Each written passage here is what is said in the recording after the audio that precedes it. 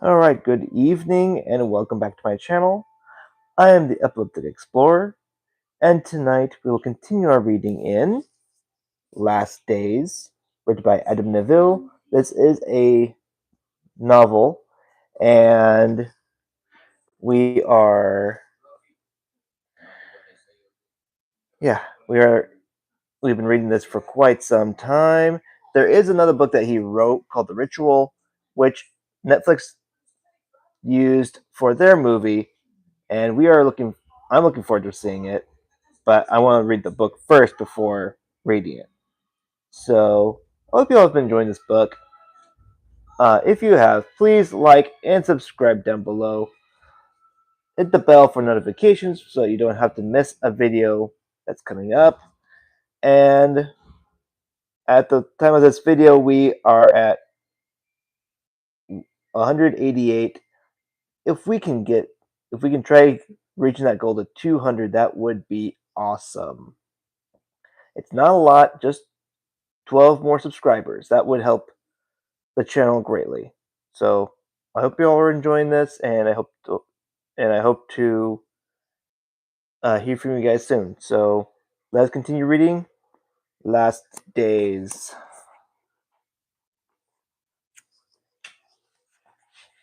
Chapter 17. Phoenix, Arizona, June 20th, 2011, 7 p.m. Retired homicide detective Hank Sweeney rested arms like fire logs covered in mouse fur on his polished desktop.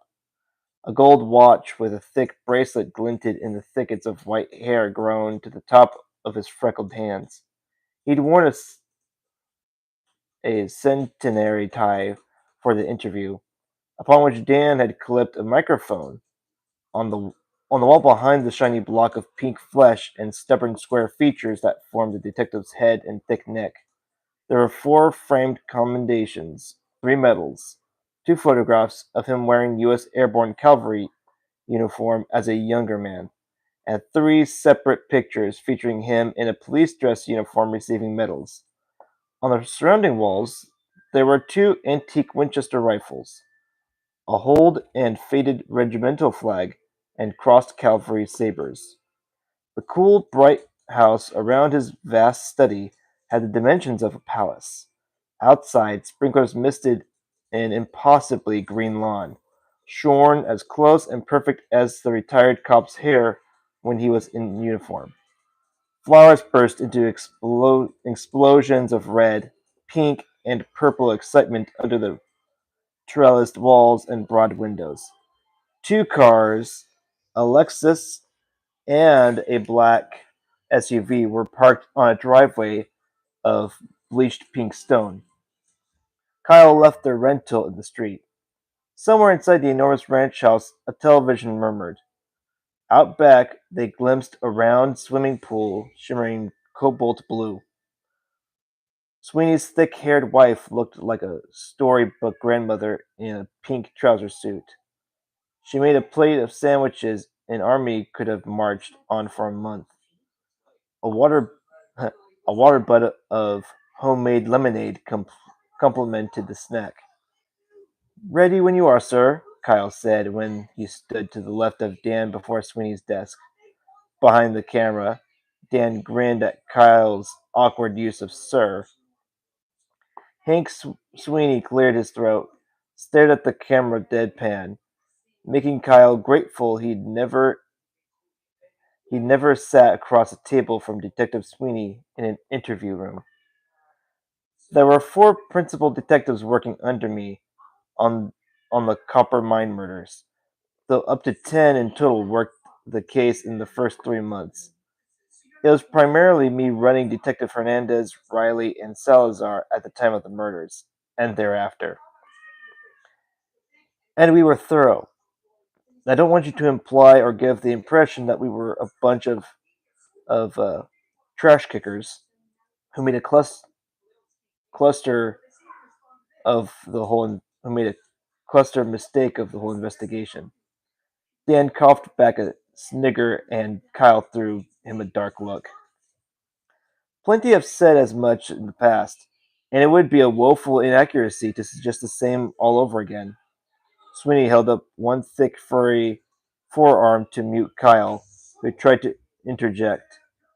Now, I thought I was done with the whole last days business, and I've pretty much told anyone the same thing who's done a retrospective of the case. But I owe Max. He flew out and built a pretty good picture of the temple for us back in 75. He started the whole thing out in England, so his testimony counted for a lot in our case. Kyle exchanged glances with Dan. They clamped down at the flare of irritation at Max's omission to mention his involvement in the original police investigation. An involvement that must have been discreet, because even the scurrilous Irvine Levine had never been downwind of it. As omissions go, it was unforgivable. Sir, I can assure you my editorial stance is not to emboss a direction on your narration, but to capture your point of view as it stands. There is no agenda here from our side. That may well be, but when these interviews get cut about, and who knows what else, you movie fellas could make a fool out of, out of everyone. So I'm going to trust you boys on this, on account of what I owe Max. So I want you to take a few things into consideration in your movie. Sweeney slapped a long finger into the palm of a hand to emphasize each of his points. The first homicide investigation progress report ran to 66 pages. They had half that on the Mansion La Bianca murders in LA. And most of those boys down there in 69 were good. And we all came from the ranks up here in Phoenix. All vets. We had experience. We knew what was what. Sweeney paused and lapped at the rim of his glass. Me and Riley stayed around all night on July 10th. We were the ones who covered the bodies with the blankets we found in the back of the temple building when the coroner gave us the all clear. We were in that investigation uh, deep, uh, deep from the get-go. When the specialists arrived on what was essentially our show by 3 a.m., the latent print section began dusting the mine. Took them 4 days to finish. Covered the whole place. Take out the imposes and smudged prints from 400 lifts, and they only got 34 clear prints. 29 of them were accounted for by either the deceased or the survivors found at the mine on the night of July 10th, 1975. We then fingerprinted every interviewee we had extradited from California and New Mexico. Also, ran the clean prints from the mine against 15,000 suspects in the state. All negative. We ran polygraphs on 15 of the most recent runaways, who all bailed the last days in 74.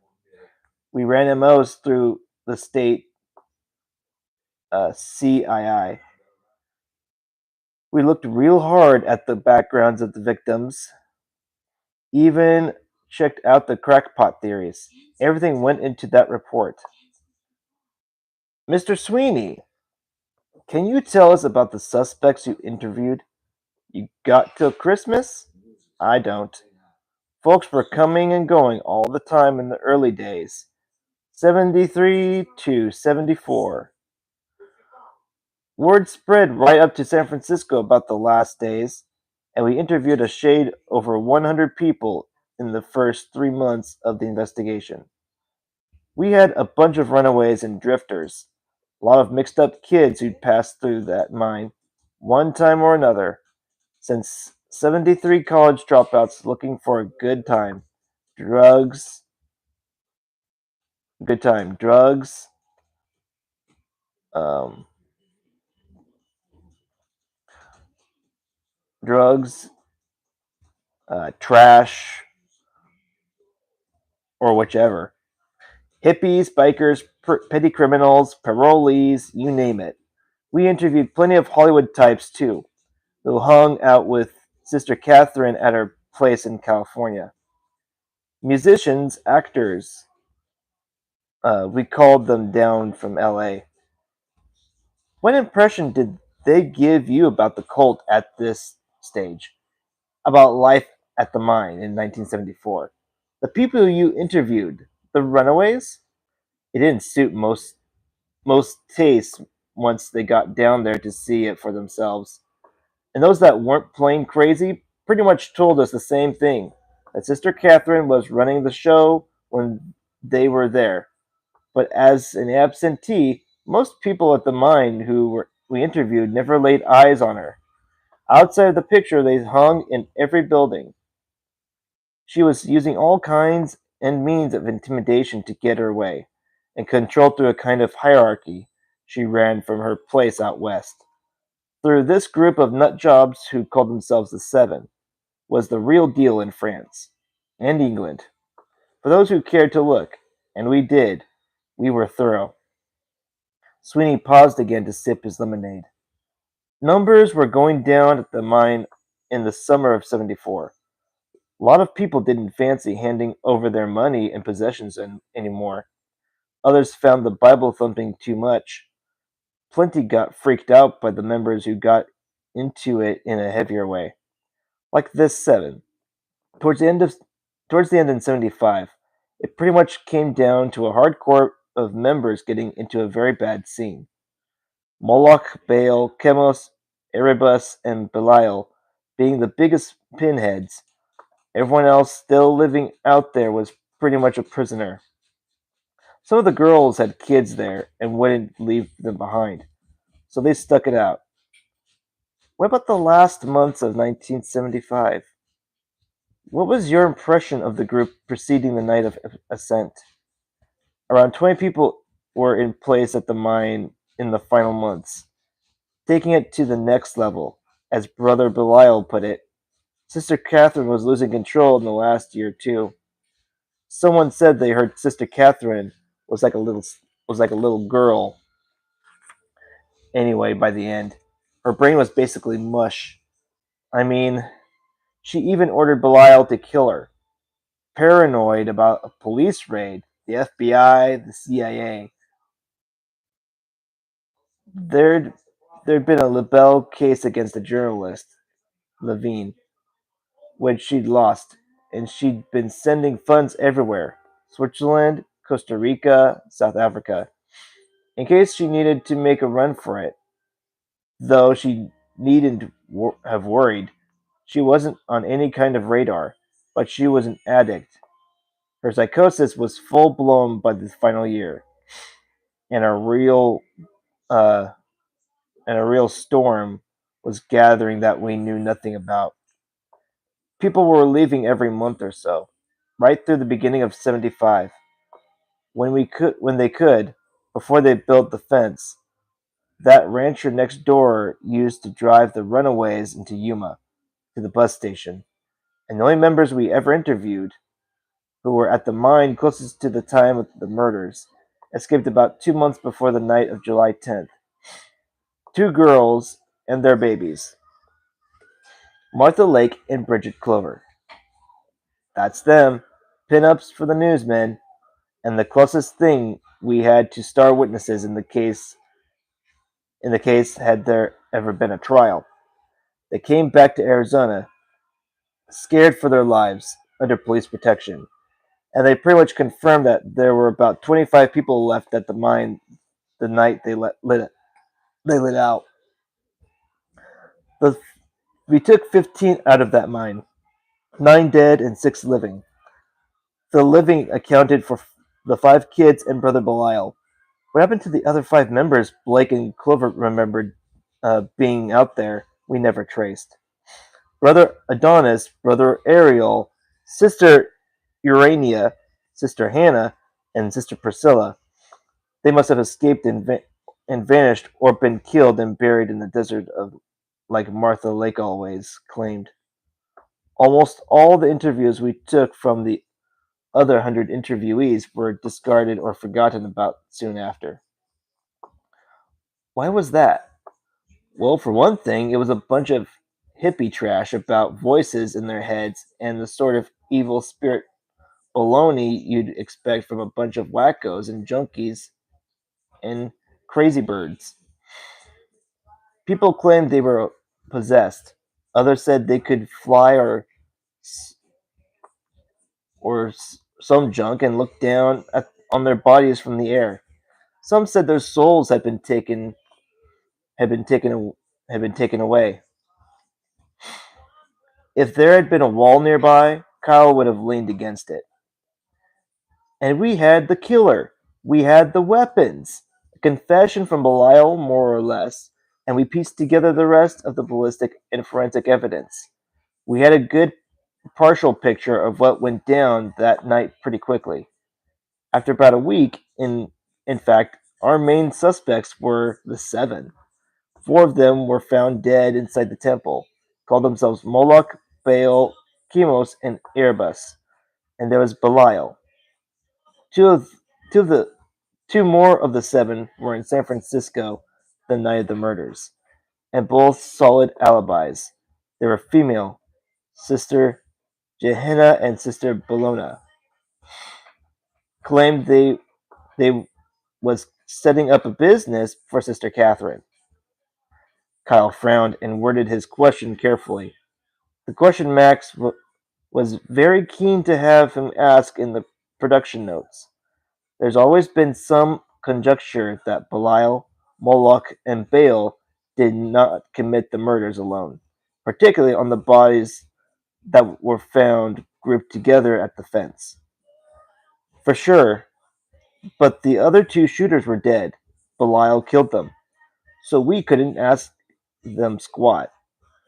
We took prints off the other two hunting rifles that were used to immobilize or kill the four runners by the fence.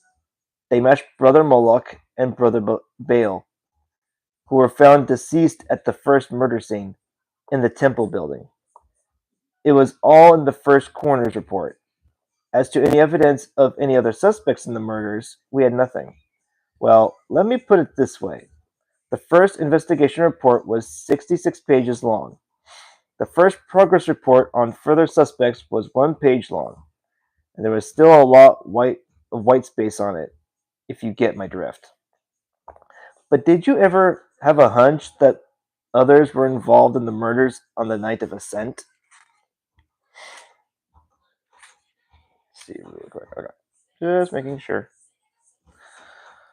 We never got a single useful lead on the biters, as we called them, and we never found the weapon we suspected Belial, Moloch, and Baal used after shooting the escapees who tried to get over the fence.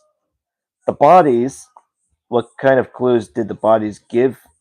The bodies. What kind of clues did the bodies give you about how the four people died by the fence? When the autopsy was done on the victims in Phoenix, there were four deputy coroners in that room. Two medical examiners from out of state were drafted in too. Took them 3 days to complete the examinations. They were thorough. Fluoroscopy identified more slugs and fragments in the legs of two victims out by the wire that corresponded with the picture of Belial, Moloch, and Baal shooting them as they tried to escape. The ballistics matched the three rifles used that night. Evidence was watertight.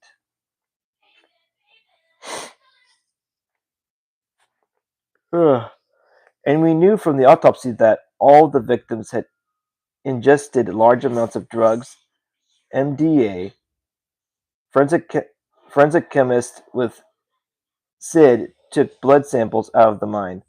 4 hours after the petroleum arrived, they ran the Ochterlony test up in Phoenix to see what was animal, what was human in the blood stains because of the dogs that had been running around. Most of it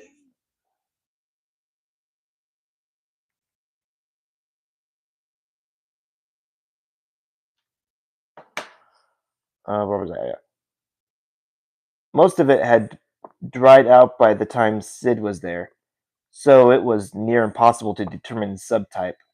But the chemist took over 100 samples, all human and all we had that we could use matched the blood types of the deceased at the mine exactly.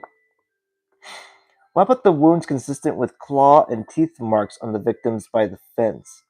Sweeney cleared his throat. I was coming to that. Sorry. Please go on. We had 3 tooth fragments, real dirty, extracted by the medical examiner on 2 victims, and 1 fingernail in a third victim. We ran tests on them, and we were human, not canine or feline. The press claimed the dogs out there were trained as attack dogs, and that the victims who got cold feet and ran for the fence were shot before the dogs then went in and finished the job. To be honest, that was such a loose end. We were mostly happy for people to just believe that because we had nothing better. The police stated such in an early press conference.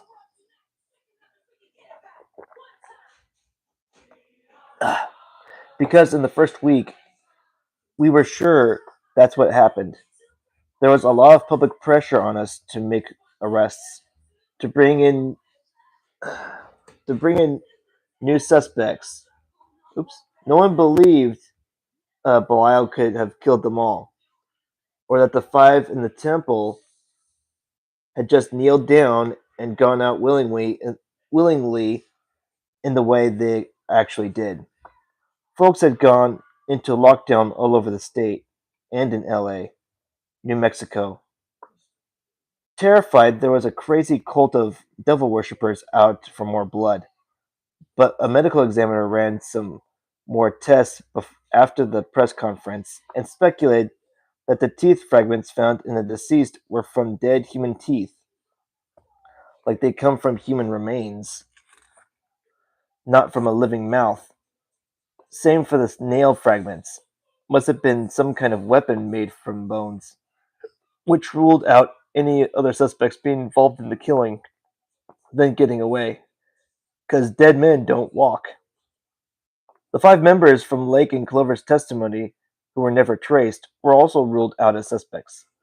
Brother Adonis, Brother Ariel, Sister Urania, Sister Hannah, and Sister Priscilla. We never made the missing 5 as even being at the mine that night. We concluded they were all gone before July 10th. So we sent the dead teeth and nail fragments down to the university in New Mexico for corroboration. An archaeologist dated them as being 500 years old from the tests he ran, which was pretty crazy, and started a lot of speculation on the job. So we concluded that the fragments originated from something Belial, Moloch, and Baal had used to finish the deceased off with. Something we never found. And you ask me the same question in 75 and today, and I'll tell you the same thing. Belial, Moloch, and Baal shot the 4 victims at the fence, and then killed those who were still alive with some kind of relic, made of teeth and bone extracted from old but preserved human remains. Part of a ritual. Weapon? What kind of weapon fits that description, though? The last days had other materials out there that should have been in a museum. We found other fragments at the scene that were dated to being 500 years old. Fragments of clothing they must have brought out from France with them in 72. Used like holy relics or something. We had part of a bishop's hat. Can you believe that? And some kind of vestment or smock. One shoe that was made in Holland during the Wars of Religion, and all in that room where we found Sister Catherine beheaded. Best thing ever happened to that woman, you ask me. Brother Belial, you questioned him a number of times. Belial was a house of crazy. Don't be fooled into thinking otherwise. When we questioned him about the night of July 10th over and over again, he only ever said the same thing, that the teeth and the nail and the cloth fragments belonged to the old friends or blood friends When we asked him about who they were, he would say, "They're with us." And he would look up like he could see someone on the ceiling or of the interview room. He'd keep asking us to turn out the lights and to open our eyes. Usual gibberish that man was famous for. Kyle swallowed to get his voice together. Levine ran some of the Belial interviews in his book, and his polygraph too. They that were made available from the coroner's inquest. Most people thought Levine faked them. He didn't, but the murder weapon, the one that would have been made from teeth, who could have removed it from the scene of the crime when Belial was the only adult found alive? I always had a hunch it was the dogs. That one of the dogs we never traced ran off with the missing murder weapon, took it into the desert. The blood on it would have attracted scavengers, insects, you name it. Probably still out there, be covered up by sand in no time.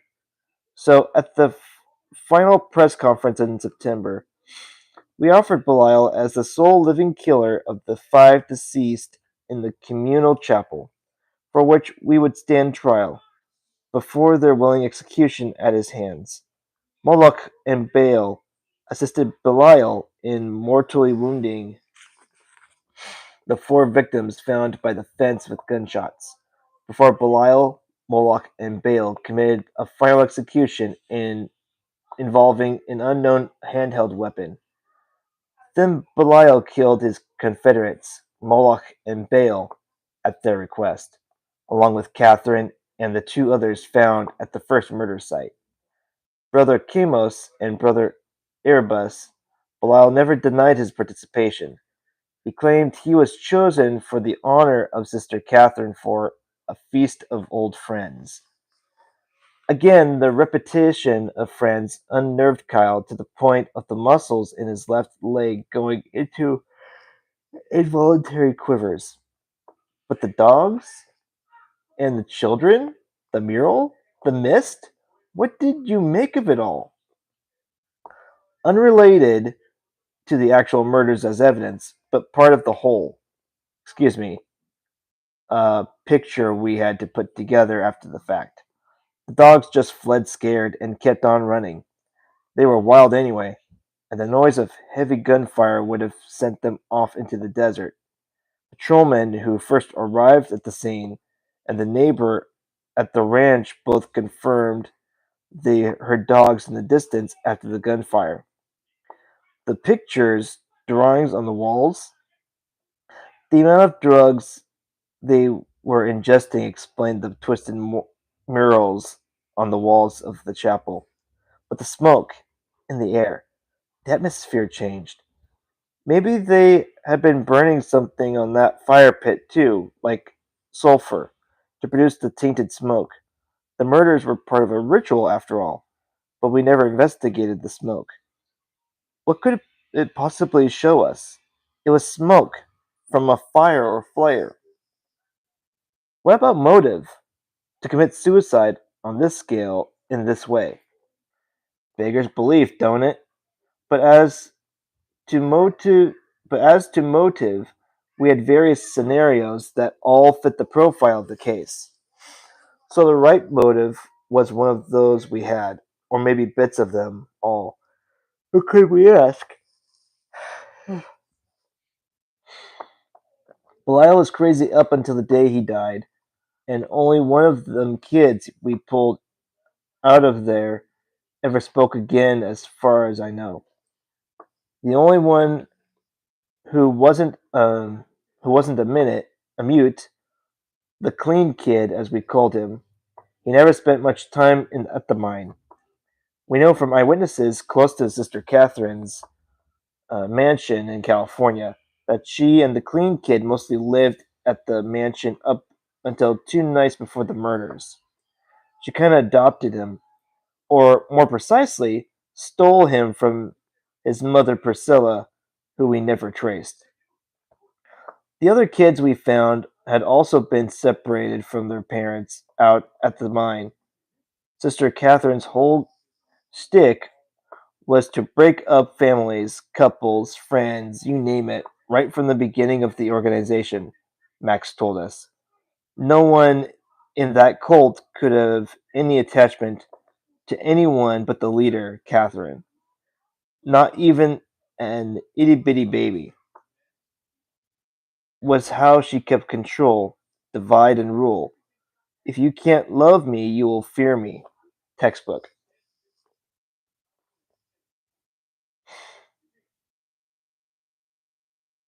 So we conclude that Sister Catherine and her merry band were killed by each other, earlier as a result of infighting, drugs, psychosis, or a suicide pact. Maybe a bit of all three, you ask me. Papers called it a satanic ritual involving human sacrifice. Once it reached a critical point, they said the same thing about the Manson killings in the early days. Times were different back then, changing from the worse. But most of the country was a whole lot more innocent than it is now. Another writer claimed it was a contest for leadership that went wrong. Sweeney shrugged his massive shoulders. Could have been only could have been.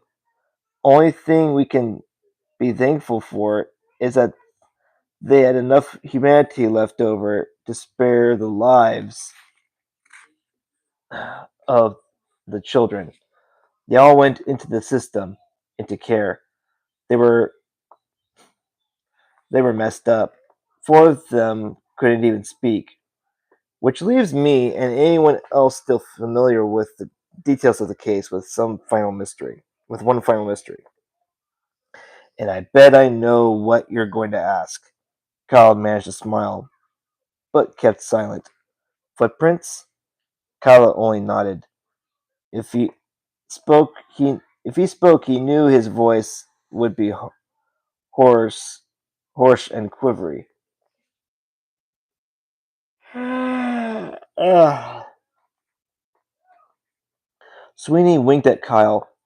For as I'm concerned, that's one of only two features of the case we never satisfactorily resolved. 15 years later, I went back from over the case. They got a whole room in Phoenix, just for the files on the Blue Oak Copper Mine case. Took me a year to get through it again, but I still have no explanation for the footprints. We found them in two areas of the crime scene, around the murder victims in both locations, which sets which three sets of prints by the fence, one inside the temple building. Most of the prints were ruined by the ruckus up there when the police arrived at the scene. I reckon you had 80 pairs of feet up there at one point, running through the sand and blood in the dark. So maybe someone had something on the soles of their shoes that made those mystery footprints look like there was no flesh on them. Who can say? Kyle cleared his throat. You said there were two features of the case you never resolved. What was the second? Blood spatter at the scene was more alarming than the footprints, you ask me. There was plenty of blood there in that temple building and out by the wire, but not enough. Part of me even wondered if the victims in the chapel were killed elsewhere and brought back to the mine afterwards because of the lack of blood at the scene. Every victim lost a lot of blood, nearly every drop. Autopsy proved it. Me and my partners reckoned it was still inside the victims' bodies once the heart stopped pumping it out, and it had run between the floorboards of the temple. Coroner and medical examiners looked at jugular veins cut through, looked at looked at a body with no head. They guessed they'd all bled out at the crime scene, and we never put our hands together at the time of the medical examinations and autopsies. Why would we? So, where was the blood? Some splatter pattern was found on the roof of the temple building at the end of the first week of the active crime scene. No one had thought to look up there before. Aerial spray, sorry, arterial, eh, arterial it spray it looked like. But if it was, how to get up there? From one angle, like it looked from one angle it looked to me like someone was slaughtered in the air, which is out of the question. That would have been impossible. Belial never actually told us where anyone was killed or how, but that maniac was covered in their blood. Looking back, I wonder if he drank some of it, maybe even a lot of it after he cut their throats. Sweeney paused. What makes you say that? They'd done it before, eaten eaten one of their own to keep them among the brothers and sisters. Lake and Clover confirmed it, though they never took part. Somehow, sorry, someone known as Sister Fina died of natural causes out there in late 74, and the 7-8 bits of her from the neck down cooked her and passed her out on bread. So Belial had form. He was no, he was no stranger to ingesting what he called the manna of his people. When Belial was killed in the state prison complex in Florence, someone chewed into his throat and wrists too. They never found his killer, though, Levine suggested. The grounds let the other inmates kill him. Uh, wow. They had him up there as a category prisoner, 5 prisoner, highest security, because they had a lethal injection and a gas chamber waiting for him if he'd ever gone to trial. He was all cut up around the wrists and neck when they found him alter a riot in a power cut. But there's but there were no defense wounds on his body. Ask me. He ran his mouth off to some of the other lunatics up at Florence about drinking blood. That some of them thought it seemed like a good idea and possibly did to him what he did to his hippie friends out at that mine. He was called in the rec room. Just let himself get robbed out. And remember the evidence. It was already pretty much an open and shut case. We had the murder weapons, or all of them, but one, and we had the killers, Belial, Moloch, and Baal. We had enough for a conviction. There were still plenty of anomalies, and there wasn't a man on that case who didn't believe for a long time that someone else was involved. Some still do it, but we had nothing to prove that. No witnesses, no no clues besides some crazy footprints. A missing weapon made from bones that dogs almost certainly ran off with, and a lack of blood. That is the end of chapter 17. This next chapter is not going to be very long. Alright. Let me just see who else do we have left. Let me see. Where's the next one at? Is it Genie? Okay, I'm gonna guess that was Genie. So, um, okay. So I only have about 20 minutes left. I mean, I could read this next chapter, but I also know I'm starting to fall asleep. Well, at least we read a nice chunk of chapter. If I get to this tomorrow, I might be able to go a little bit further with chapters. So I'll be at chapter 8 to 19. Once I finish this video, I can focus on. Yeah, I'll finish this. Yeah, I can focus a little bit more tomorrow after I get off work, which is around 5 o'clock. So I'll be home about that time tomorrow. But yeah, I'll as a reminder, please like and subscribe to my channel. Um, give us a nice big thumbs up. Comment down below. I want to hear your thoughts about the videos that I post. I'm still catching up with some, but our goal right now is to reach 200 subscribers. And we're at 188 right now. We are almost done. So yeah, tonight I'll go ahead and read. I'm not gonna read another chapter tonight. I'm gonna take a break, and then tomorrow that's tomorrow, Friday.